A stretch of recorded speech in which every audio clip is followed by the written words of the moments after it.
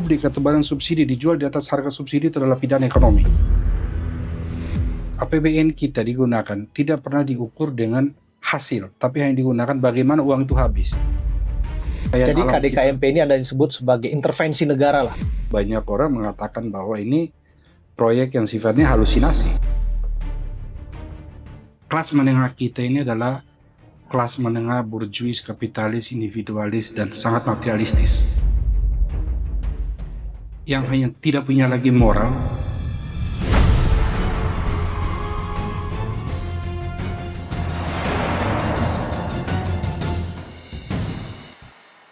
Pak Jo, saya rasa untuk menjelaskan ini semua perlu kedekatan. Betul. Saya sebutkan tadi bahwa Anda adalah sosok yang begitu dekat dengan Pak Prabowo. Ya, Anda 40 tahun lebih ya. Saya kenal beliau itu sudah 50 tahun. Oh, 50 tahun sih. Iya. Jadi ketika waktu beliau tahun 76, operasi pertama di tim-tim, asrama beliau itu di sampingnya rumah kami. Oke. Nah, kebetulan om-om saya ada yang mantan-mantan tentara Portugis yang bergabung dengan TNI membantu Kopassus dalam operasi tahun 76, tahun 75. Nah, Pak Prabowo itu adalah satu karakter yang sangat humoris dan kalau saya bilang dulu beliau tuh cukup orangnya kocak gitu. Beliau tuh kalau bisa dilihat kalau beliau tuh kalau ketawa itu sangat lepas gitu. Sangat lepas. Ya, yang kalau kita lihat sih yang lepasnya joget-jogetnya itu loh. Semuanya. Beliau tuh kalau ini orangnya lepas, cuman beliau punya visi, punya arah.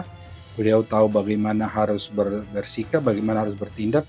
Saya dulu terus terang aja sangat sering saya jadikan contoh. Pak Prabowo itu kalau ada sampah orang buang, dia lihat, itu marahnya udah seperti apa gitu. Itu tidak pantas. Berarti ada di antara kelompok kita ini yang tidak menghargai orang yang jabatannya paling rendah, yaitu tukang sapu. Kita sebagai perwira, kita sebagai harus menunjukkan contoh kepada orang dan harus memberikan penghargaan paling tinggi karena orang-orang itu orang yang kurang beruntung dan dia memilih untuk menjadi itu tapi karena nggak ada kesempatan makanya dia mau menjadi itu dan kita tidak menghargai dan sampah itu jelas bahwa itu dibuang oleh seseorang gitu. Kecuali itu sampah daun. Oh, dia memang berarti benar-benar mengejawantahkan apa yang disampaikan mengenai tolonglah banyak orang, tolonglah sedikit orang, tolonglah satu orang dan jangan susahin orang. Betul. Itu benar-benar dilakukan gitu. Dan saya saksinya gitu. Pak Jo, saya harus kulik lagi nih. Pak, ceritakan dong satu hal untold story antara Bapak dan juga Pak Prabowo yang mungkin belum pernah dibuka nih Pak.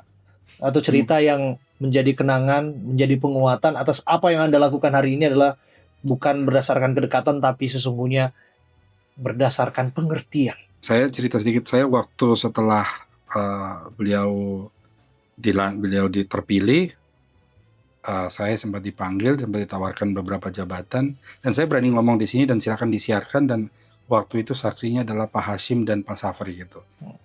Semua yang ditawarkan ke saya tolak dan saya memilih untuk berada di luar. Kenapa Pak tolak? Karena saya pikir saya di luar saya bisa juga berbuat yang banyak. Saya pikir mimpi kita untuk mengantar Pak Prabowo menjadi presiden sudah terwujud dan bagi saya mission is accomplished. Sekarang saatnya saya untuk kembali menjalankan mission saya, yaitu membangun pertanian alami yang sedang saya kembangkan dan saya sudah bangun sekian tahun gitu. Sampai akhirnya saya baru ketemu lagi beliau dan mengucapkan selamat kepada beliau 10 Februari di Kementan. Artinya itu sudah 4 bulan setelah beliau dilantik gitu. Dan setelah ketemu kita bicara, ya beliau tahu saya apa passion saya dan ini saya, sehingga saya didaulat untuk menjadi Dirut Agrinas. Ya saya nggak bisa menolak itu karena beliau bilang, kamu kan selama ini ingin bantu petani, kamu ini sekarang saatnya kamu melakukan gitu. Dan ini hal yang tidak bisa saya tolak gitu. Dan itu pun ketika waktu saya sudah bergabung di Agrinas setelah 6 bulan, saya tidak bisa menghasilkan apapun karena kita masih sibuk dengan birokrasi. Saya pikir bahwa ini sudah 2 musim panen. Saya sekarang masih duduk di sini, seolah-olah masih bicara dengan administrasi. Sehingga saya mengajukan pengunduran diri itu dan beliau pahami dinamika ini dan beliau minta saya untuk tetap ini dan saya lanjutkan. Ini suatu yang mungkin teman-teman mungkin baru Anda yang mengulik ini gitu menjadi suatu untold story ya. Harus Pak. Ya, karena gini, banyak orang juga yang mispersepsi terhadap Bapak. Ada satu potret ketika Pak Prabowo melihat langsung Koperasi Desa Kelurahan Merah Putih. Dan di situ ada harga gas melon Rp16.000. Disebutkan bahwa ada pembohongan terhadap orang nomor 1 di Republik ini. Oh masa iya? Ya. Ini kan kita bertanya-tanya. Ini adalah suatu fenomena yang menurut saya ini sudah menggambarkan bahwa ini sesuatu yang sudah tidak waras lagi dan tidak wajar. Kita semua diam ketika barang-barang subsidi dikapitalisasi oleh kelompok individu atau badan.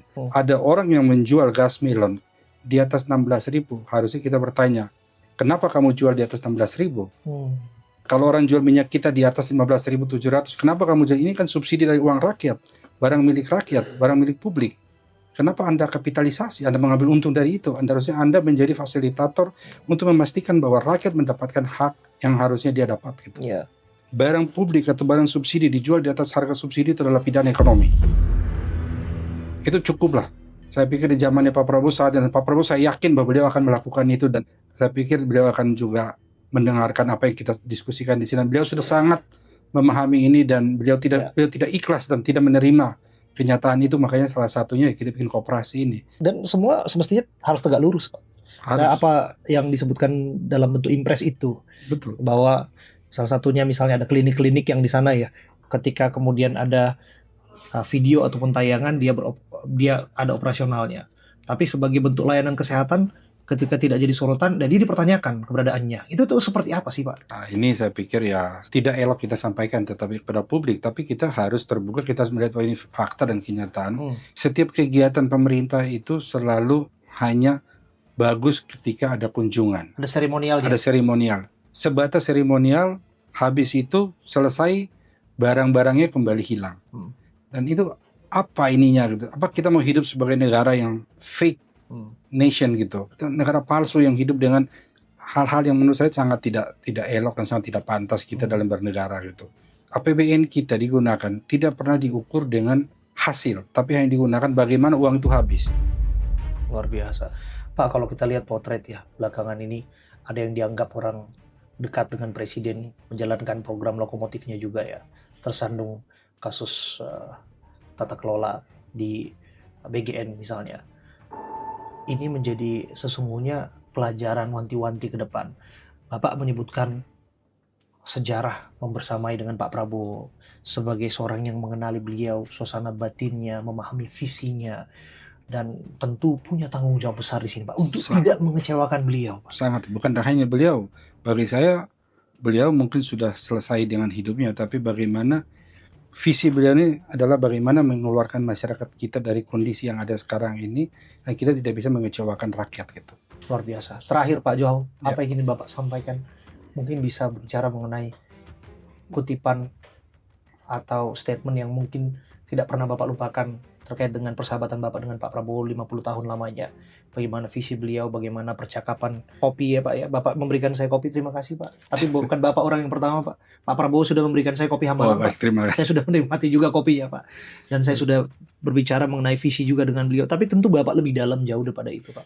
Ceritakan kepada kami Pak. Sesuatu yang sebetulnya bagi Bapak itu monumental, bagi Bapak itu historical, yang barangkali penting untuk kita cermati, penting untuk kita hayati. Saya pikir itu sangat singkat. Apa yang setelah sekian lama, sekian diskusi yang kami ini, saya hanya ingin menyampaikan satu mimpinya Pak Prabowo gitu. Ingin melihat orang miskin tersenyum. Sedalam itu ya Pak. Sedalam itu. Bahwa secinta itu beliau terhadap Merah Putih Pak. Jiwa raga beliau sudah pertaruhkan gitu. Saya mendengar suara yang tergetar dari sini dari Pak Joao. Seorang pejuang yang membersamai perjalanan Pak Prabowo. Betul. Jadi saya sempat pernah saya ngobrol ke beliau itu. Saya waktu kecil kalau Bapak pulang operasi, saya selalu cari Bapak itu. Karena beliau selalu punya coklat di kantongnya. Tapi saya tidak memahami bahwa waktu itu setiap mereka berangkat patroli itu one way ticket. Jadi mereka baru keluar dari Dili itu biasanya cuman 20-30 kilo dari Dili itu sudah mulai kontak senjata gitu. Dan bisa selamat itu, dan sekarang sampai beliau hari ini seperti ini, saya rasa itu yang beliau syukuri dan beliau pahami bahwa beliau tidak bisa menerima melihat bangsa yang begini kaya, bangsa yang begitu hebat kita terpuruk dalam suatu kemiskinan yang sangat memprihatinkan gitu. Dan untuk itulah Pak Prabowo sekarang hari ini menjadi presiden gitu. Luar biasa. Menutup ini, saya harus mengatakan bahwa kadang kalimat ataupun kata-kata tidak cukup mendeskripsikan, tapi barangkali pengalaman dan tindakan cukup menggambarkan. Dengan tata kelola yang baik dan benar, harapannya ekonomi kita bisa mengalami kemandirian. Dan selamat bertugas Pak Joao. Terima kasih. Pak Prabowo kan berharap ini semua dikelola. Kita akan lakukan yang terbaik untuk bangsa dan negara dan untuk rakyat. Luar biasa. Terima kasih. Terima kasih. Pak Joao Mota, Dirut Agrinas Pangan Nusantara sudah bersama kita. Terima kasih.